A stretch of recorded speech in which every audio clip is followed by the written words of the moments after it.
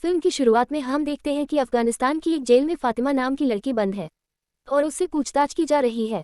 उससे पूछा जाता है कि उसने आईएसआईएस कब और क्यों ज्वाइन की। इसके बाद वह लड़की अपनी सारी कहानी सुनाने लगती है। वास्तव में उसका असली नाम शालिनी था। वो हिंदू लड़की थी। गया था। एक दिन उनका लीडर कुछ मुस्लिम लड़कों से कहता है कि केरल में जाओ और वहां पर लड़कियों को अपने प्रेम जाल में फंसाओ, उनका धर्म परिवर्तन करवाओ, उनसे शादी करो और उन्हें प्रेग्नेंट करो, फिर अफगानिस्तान लाकर उन्हें आईएसआईएस में भर्ती करवा दो, फिर उन्हें भी टेररिस्ट बना दो। इसके बाद वे मुस्लिम युवक केरल में आ जाते हैं। उनके साथ कुछ मुस्लिम लड़कियों को भी भेजा जाता है ताकि वे हिंदू लड़कियों को तरह तरह से ब्रेन वॉश करें।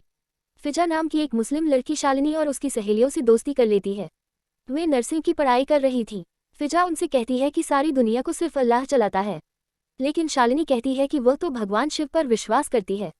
फिजा कहती है कि शिव कोई भगवान नहीं है, वह तो अपनी पत्नी सती के मारे जाने पर एक सामान्य पुरुष की तरह रो रहा था, वह भगवान कैसे हो सकता है।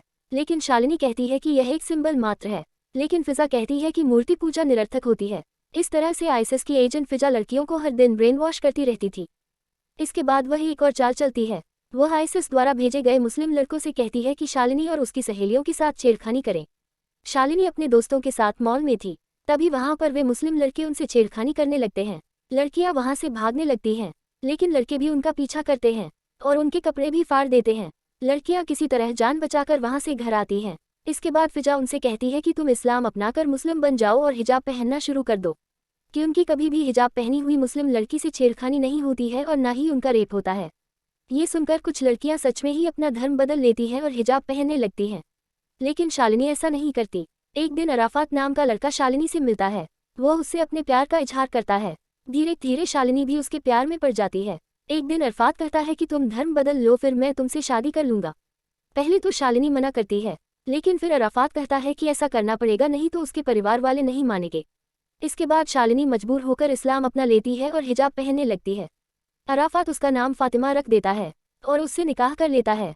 तारानकन तारानकन। लेकिन शालिनी के घर वाले इस शादी के खिलाफ थे। वे उससे कहते हैं कि अराफात तुमसे सच्चा प्यार नहीं करता और सिर्फ लव जिहाद की वजह से ऐसा कर रहा है। वे कहते हैं कि वापस घर आ जाए, लेकिन शालिनी अराफात के प्यार में पागल थी। वह उनकी एक नहीं सुनती और अराफात के साथ दूसरे घर में चली जाती है। तारानकन तारानकन। एक दिन अराफात शालिनी को अफगानिस्तान ले जाता है। वह उसे बताता है कि वह उससे प्यार नहीं करता और यह फिजा की ही चाल थी। उन दोनों ने उसे अपने जाल में फंसा लिया था। ये सुनकर शालिनी हैरान रह जाती है। उसे पता चलता है कि अराफात वास्तव में आईएसआईएस का टेररिस्ट था।